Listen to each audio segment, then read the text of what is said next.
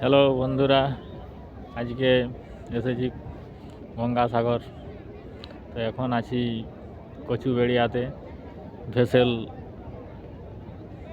ভেসেলে করে কপিল মুনির আশ্রম যাওয়া হবে।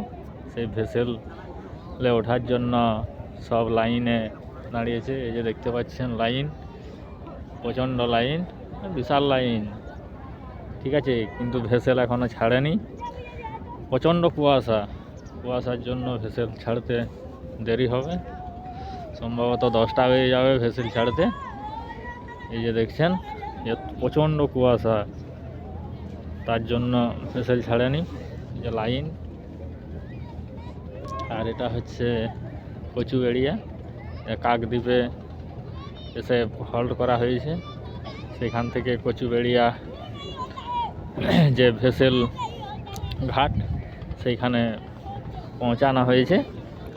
এইখান থেকে এবার ভেসেলে চেপে যাওয়া হবে দ্বীপে, যেখানে কপিল মুনির আশ্রম আছে, ঠিক আছে। কিন্তু ভেসেল ছাড়তে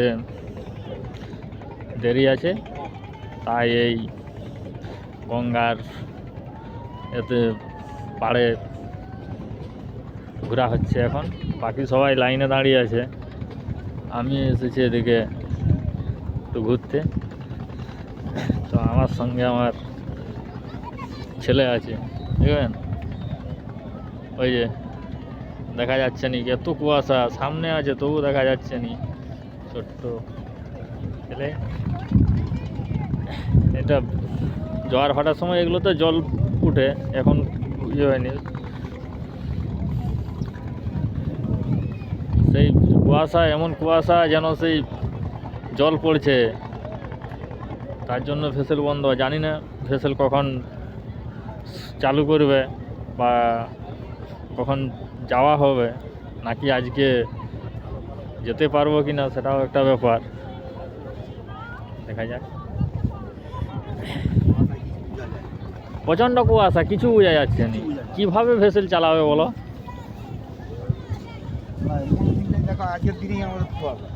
হ্যাঁ,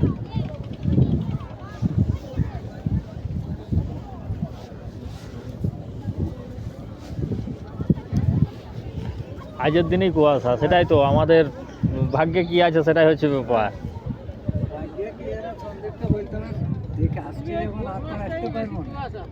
হ্যাঁ হ্যাঁ, না সম্ভব না।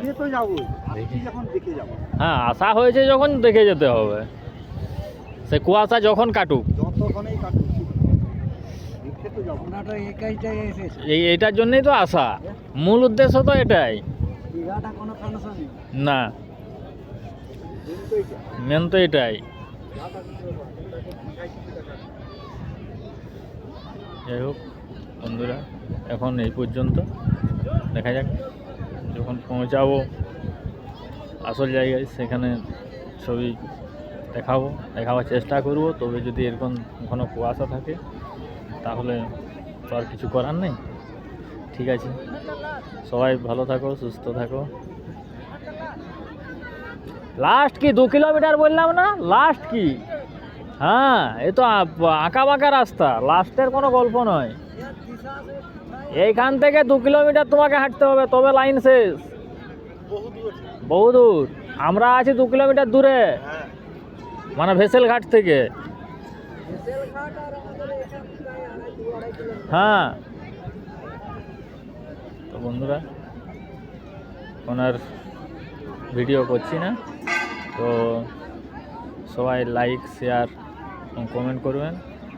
আর সবাইকে বলবো বেশি বেশি করে সাবস্ক্রাইব করে পাশে থাকা বেল নোটিফিকেশনটি বাজিয়ে দেবেন।